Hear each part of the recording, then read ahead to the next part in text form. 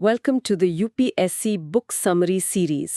इस सीरीज में हम स्टैंडर्ड बुक से यूपीएससी के लिए सबसे इम्पॉर्टेंट स्टैटिक टॉपिक्स को शॉर्ट और क्रिस्प तरीके से कवर करेंगे।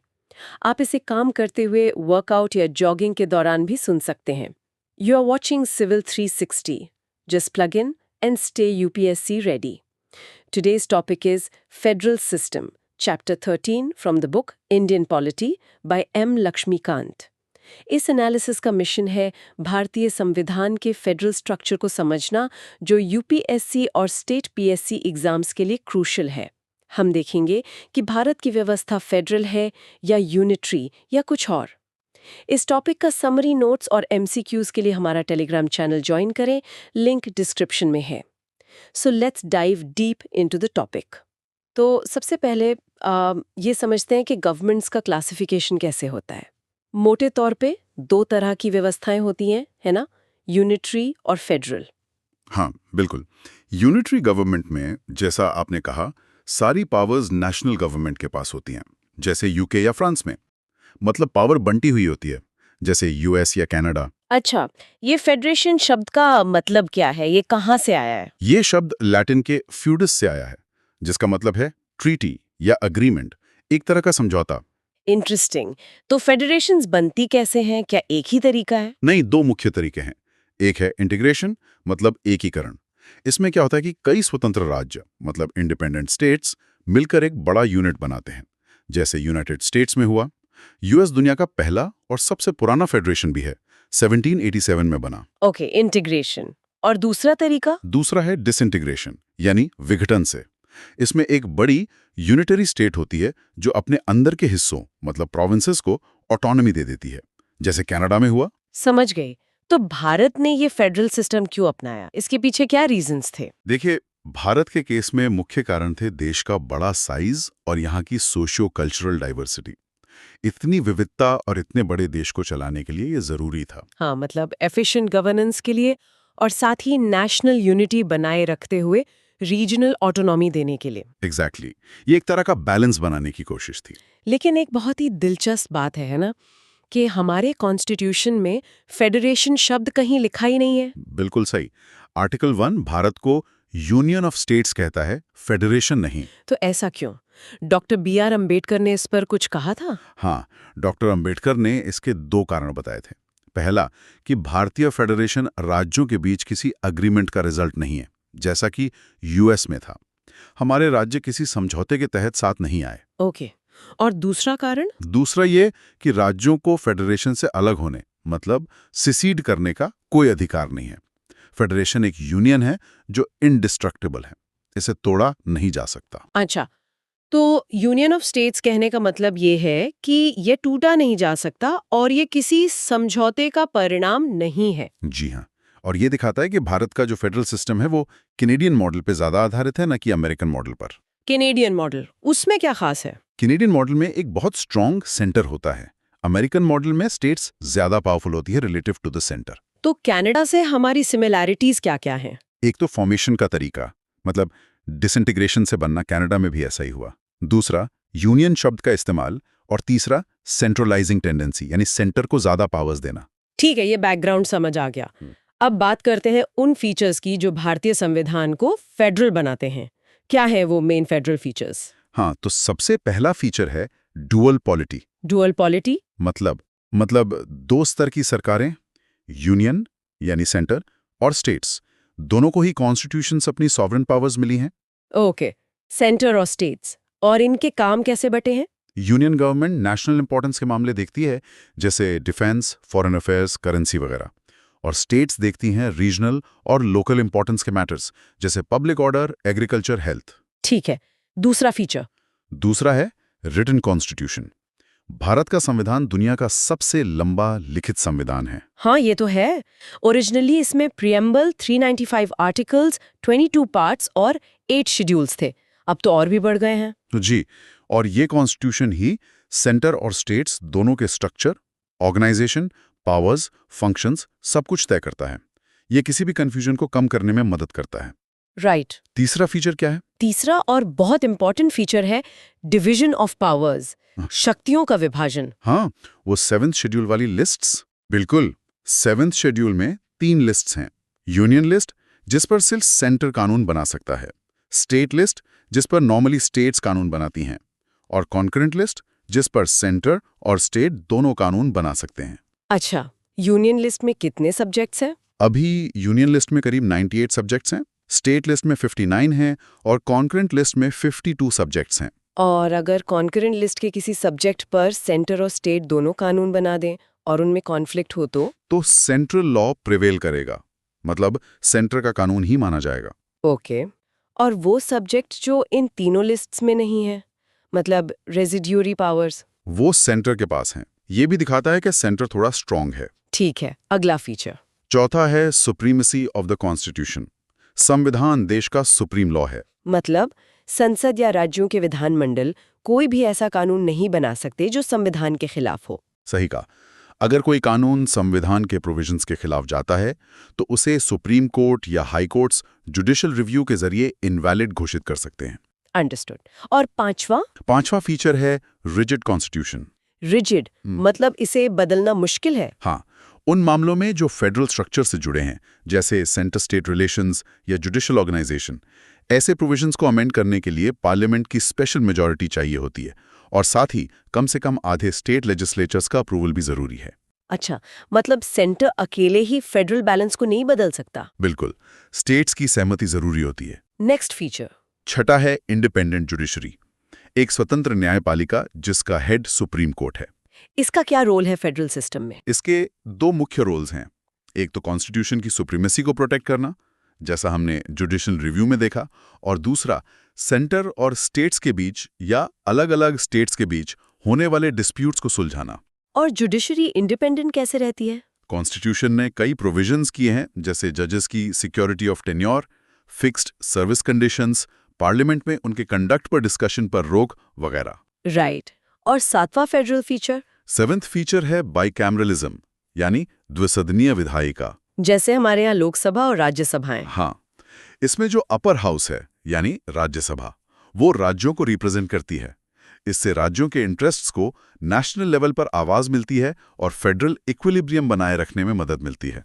ठीक है, तो ये हो गए मुख्य federal features: dual polity, written constitution, division of powers, supremacy of constitution, rigid constitution, independent judiciary और बाइकैमरलिज्म। जी, ये फीचर्स दिखाते हैं कि भारत का स्ट्रक्चर फेडरल है, लेकिन यहाँ पर कहानी में ट्विस्ट है। हाँ, यहाँ पर मामला थोड़ा और पेचीदा हो जाता है, क्योंकि भारतीय संविधान में बहुत सारे नॉन फेडरल या कहें कि यूनिटरी फीचर्स भी मौजूद हैं और ये फीचर्स काफी स्ट्रांग हैं। अच्छा, ऐसे कौन से फीचर्स हैं जो सेंटर को ज्यादा पावर देते हैं? सबसे पहला और सबसे ऑब्वियस है स्ट्रांग सेंटर। पावर का डिवीजन सेंटर के पक्ष में झुका हुआ है। कैसे? मतलब यूनियन लिस्ट में ज्यादा सब्जेक्ट्स हैं? हाँ, यूनियन लिस्ट में न सिर्फ ज्यादा सब्जेक्ट्स हैं बल्कि ज्यादा इंपॉर्टेंट सब्जेक्ट्स भी हैं। फिर कॉन्करेंट लिस्ट पर सेंटर की ओवरराइडिंग अथॉरिटी है और रेजिड्यूरी पावर्स भी सेंटर के ही पास हैं। Okay, strong centre. दूसरा फीचर बहुत यूनिक है, स्टेट्स नॉट इनडिस्ट्रक्टिबल, मतलब राज्य अनश्वर नहीं है। इसका क्या मतलब हुआ? इसका मतलब है कि पार्लियामेंट यूनिलैटरल एक्शन से, मतलब बिना राज्यों की सहमति के, सिंपल मेजॉरिटी से किसी भी राज्य का एरिया बदल सकती है, उसकी बाउंड्रीज बदल सकती हैं या उसका नाम बदल सकती है। अरे, मतलब राज्यों का एग्जिस्टेंस सेंटर पर डिपेंड करता है। एक तरह से हाँ, इसीलिए भारत को कहा जाता है an indestructible union of destructible states. Union तो नहीं टूट सकता, पर स्टेट्स को बदला जा सकता है। ये यूएस से बिल्कुल अलग है, जहां स्टेट्स इनडिस्ट्रक्टिबल हैं। ये तो बहुत बड़ा पॉइंट है।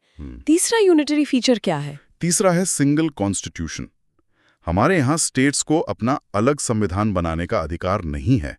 पहले जम्मू एंड कश्मीर एक एक्सेप्शन था, पर अब वो भी नहीं है। हाँ, आर्टिकल 370 हटने के बाद तो मतलब सेंटर और स्टेट्स दोनों एक ही संविधान के फ्रेम में काम करते हैं। बिल्कुल। चौथा है फ्लेक्सिबिलिटी ऑफ द कॉन्स्टिट्यूशन। अभी तो हमने रिजिड कॉन्स्टिट्यूशन की बात की थी। हाँ, वो फेडरल प्रोविजंस के लिए था, लेकिन संविधान का एक बड़ा हिस्सा ऐसा है जिसे पार्लियामेंट अकेले ही अमेंड कर सकती है, या तो सिंपल मेजॉरिटी से या स्पेशल मेजॉरिटी से। स्टेट्स से पूछने की जरूरत नहीं पड़ती। और अमेंडमेंट इनिशिएट करने की पावर किसके पास है? वो पावर भी सिर्फ सेंटर के पास है, यानी पार्लियामेंट के पास। स्टेट्स अमेंडमेंट इनिशिएट नहीं कर सकते। अच्छा, 5वां point. No equality of state representation in Rajya Sabha. राज्यों का प्रतिनिधित्व बराबर नहीं है। हाँ, राज्यसभा में सीट्स पॉपुलेशन के आधार पर मिलती हैं। किसी स्टेट से 1 सदस्य है तो किसी से 31 तक। बिल्कुल। जबकि यूएस सेनेट में हर स्टेट से 2 सदस्य आते हैं, चाहे स्टेट छोटा हो या बड़ा। हमारे यहाँ पॉपुलेशन बेस्ड है, जो बड़े राज्यों को ज्यादा वेटेज देता है। ठीक है। छठा, यूनिटरी फीचर। इमरजेंसी प्रोविजंस, ये तो बहुत ही पावरफुल हैं। National emergency article 352, state emergency या प्रेसिडेंट्स रूल आर्टिकल 356 और फाइनेंशियल इमरजेंसी आर्टिकल 360। जी हाँ, इन इमरजेंसीज के दौरान देश का पूरा फेडरल स्ट्रक्चर इफेक्टिवली यूनिटरी बन जाता है, बिना संविधान में कोई फॉर्मल अमेंडमेंट किए। सारी पावर सेंटर के हाथ में आ जाती है। ये तो एक बहुत ड्रास्टिक पावर है सेंटर के पास। बिल्कुल। 7वां है सिंगल सिटीजनशिप। हमारे यहाँ सिर्फ भारत की नागरिकता है, किसी राज्य की अलग नागरिकता नहीं होती। जैसे यूएस या स्विट्जरलैंड में डुअल सिटीजनशिप होती है। हाँ, वहाँ फेडरल और स्टेट दोनों सिटीजनशिप होती हैं। हमारे यहाँ सिर्फ इंडियन सिटीजनशिप। ये नेशनल यूनिटी को प्रमोट करता है। 8वां पॉइंट, इंटीग्रेटेड जुडिशरी। हमारे यहाँ कोर्ट्स का एक सिंगल इंटीग्रेटेड सिस्टम है। सुप्रीम कोर्ट सबसे ऊपर, उसके नीचे हाई कोर्ट्स और फिर सबऑर्डिनेट कोर्ट्स। इसमें यूनिटरी क्या है? यूएस में अलग है क्या? हाँ, यूएस में फेडरल लॉज के लिए फेडरल जुडिशरी है और स्टेट लॉज के लिए स्टेट जुडिशरी। हमारे यहाँ एक ही सिस्टम सेंट्रल और स्टेट लॉज दोनों को एनफोर्स करता है। अंडरस्टूड। 9वां फीचर, ऑल इंडिया सर्विसेज, जैसे आईएएस, आईपीएस, आईएफएस। ये तो सेंटर और स्टेट्स दोनों जगह काम करते हैं। हाँ, लेकिन इनका रिक्रूटमेंट, ट्रेनिंग और अल्टीमेट कंट्रोल सेंटर के हाथ में होता है। ये भी सेंटर के इन्फ्लुएंस को बढ़ाता है स्टेट्स में। 10वां, integrated audit machinery, controller and auditor general of India, CAG. CAG तो सेंटर और स्टेट्स दोनों के अकाउंट्स ऑडिट करता है। जी हाँ, लेकिन सीएजी की अपॉइंटमेंट और रिमूवल प्रेसिडेंट द्वारा होती है। इसमें स्टेट से कंसल्टेशन नहीं किया जाता। ये भी फाइनेंशियल मैटर्स में सेंटर का कंट्रोल दिखाता है। 11वां point, parliament's authority over state list. ये भी एक महत्वपूर्ण पॉइंट है। स्टेट लिस्ट पर तो नॉर्मली स्टेट्स ही कानून बनाती हैं। नॉर्मली हाँ, लेकिन अगर राज्यसभा एक रेजोल्यूशन पास कर दे कि नेशनल इंटरेस्ट में जरूरी है, तो पार्लियामेंट स्टेट लिस्ट के किसी सब्जेक्ट पर भी कानून बना सकती है और इसके लिए इमरजेंसी की जरूरत भी नहीं है। अच्छा, ये तो स्टेट्स की लेजिस्लेटिव पावर पर एक बड़ा चेक है। बिल्कुल। 12वां फीचर है अपॉइंटमेंट ऑफ गवर्नर। गवर्नर तो स्टेट का हेड होता है, पर उसे अपॉइंट कौन करता है? उसे प्रेसिडेंट अपॉइंट करता है और गवर्नर प्रेसिडेंट के प्लेजर तक ही पद पर रहता है। वो काफी हद तक सेंटर के एजेंट के रूप में काम करता है। हाँ, गवर्नर के रोल पर तो अक्सर डिबेट्स होती रहती हैं सेंटर स्टेट रिलेशंस में। सही कहा। 13वां है integrated election machinery, election commission of India. Election commission तो सेंटर और स्टेट लेजिस्लेचर्स दोनों के इलेक्शन कंडक्ट करता है। हाँ, लेकिन इसके मेंबर्स की अपॉइंटमेंट प्रेसिडेंट करता है और इसमें स्टेट्स का कोई से नहीं होता। और 14वां unitary feature, veto over state bills. Governor के पास ये पावर होती है कि वो कुछ स्टेट बिल्स को प्रेसिडेंट के कंसिडरेशन के लिए रिजर्व कर ले। और प्रेसिडेंट उन बिल्स पर क्या कर सकता है? प्रेसिडेंट उन पर अपनी सहमति दे सकता है, रोक सकता है एब्सोल्यूट वीटो, या पुनर्विचार के लिए लौटा सकता है सस्पेंसिव वीटो। ये सेंटर को स्टेट लेजिस्लेशन पर सिग्निफिकेंट कंट्रोल देता है। वाओ, ये तो काफी लंबी लिस्ट है यूनिटरी फीचर्स की। Strong centre, disintegratable states, single constitution, flexibility, unequal representation, emergency powers, single citizenship, integrated judiciary, all India services, integrated audit, parliament's power over state list, governor's appointment, integrated election machinery, veto over state bills. जी हाँ, इन सब features को देखते हुए ही कई experts ने Indian constitution के फेडरल कैरेक्टर पर सवाल उठाए हैं। जैसे केसी वेयर ने, उन्होंने क्या कहा था? केसी वेयर ने इसे क्वाजी फेडरल कहा था। मतलब ये पूरी तरह से फेडरल नहीं है, फेडरल जैसा है। और के संथानम ने कहा था कि भारत में सेंट्रलाइजेशन के 2 मुख्य कारण हैं। एक तो स्टेट्स की फाइनेंशियल डिपेंडेंस सेंटर पर, और दूसरा प्लानिंग कमीशन, जो अब नीति आयोग है, का पावरफुल होना। लेकिन क्या सभी एक्सपर्ट्स इसे यूनिटरी मानते हैं या क्वाजी फेडरल? नहीं, ऐसा भी नहीं है। दूसरी तरफ कुछ एक्सपर्ट्स ने इसके फेडरल नेचर को डिफेंड भी किया है या उसे अलग तरह से देखा है। जैसे पॉल एप्पलबी ने इसे एक्सट्रीमली फेडरल कहा। मॉरिस जोन्स ने बार्गेनिंग फेडरलिज्म का टर्म यूज किया, जहां सेंटर और स्टेट्स के बीच बार्गेनिंग होती है। आइवर जेनिंग्स ने कहा federation with a strong centralising tendency. और ग्रैनविल ऑस्टन, उनका नाम भी अक्सर आता है। हाँ, ग्रैनवेल ऑस्टिन ने इसे कोऑपरेटिव फेडरलिज्म कहा। उनका मानना था कि भारत में बेशक सेंटर स्ट्रांग है, लेकिन इसका मतलब ये नहीं कि स्टेट गवर्नमेंट्स वीक हैं या सिर्फ सेंटर के हाथ की कठपुतली हैं। उन्होंने कहा कि ये कोऑपरेटिव मॉडल है। अच्छा, और डॉक्टर अंबेडकर का क्या विचार था इस पर फाइनल? डॉक्टर अंबेडकर ने कॉन्स्टिट्यूएंट असेंबली में डिफेंड करते हुए कहा था कि कॉन्स्टिट्यूशन फेडरल है क्योंकि ये डुअल पॉलिटी स्टैब्लिश करता है, जहां यूनियन और स्टेट्स दोनों कॉन्स्टिट्यूशन से ही अथॉरिटी डिराइव करते हैं और अपने अपने स्फेयर में सुप्रीम हैं। उन्होंने ये भी कहा था कि भारतीय संविधान की खूबी ये है कि ये ज़रूरत के हिसाब से टाइम और सर्कमस्टांसेस के अनुसार यूनिटरी भी हो सकता है और फेडरल भी। ये इसकी यूनिक स्ट्रेंथ है। और हमारी न्यायपालिका सुप्रीम कोर्ट ने इस पर क्या कहा है? क्या फेडरलिज्म को बेसिक स्ट्रक्चर माना गया है? हाँ, ये बहुत महत्वपूर्ण है। एसआर बोम्बाई केस 1994 में सुप्रीम कोर्ट ने साफ तौर पर कहा कि फेडरलिज्म कॉन्स्टिट्यूशन का बेसिक फीचर है, इसे बदला नहीं जा सकता। अच्छा, तो कोर्ट ने माना कि ये फेडरल है। हाँ, कोर्ट ने कहा कि सेंटर को ज्यादा पावर मिलने का मतलब ये नहीं है कि स्टेट सिर्फ अपेंडेजेस हैं। स्टेट्स का अपना इंडिपेंडेंट कॉन्स्टिट्यूशनल एग्जिस्टेंस है। इमरजेंसी प्रोविजंस एक्सेप्शंस हैं, वो नॉर्मल रूल नहीं है। तो फिर इन सब बातों का निचोड़ क्या है? ये सिस्टम आखिर है क्या? Federal, unitary, quasi federal, cooperative federalism? देखिए, इसे किसी एक लेबल में फिट करना मुश्किल है। असल में इंडियन फेडरलिज्म एक यूनिक सिस्टम है। ये दो जरूरतों के बीच एक कॉम्प्रोमाइज है। कौन सी दो जरूरतें?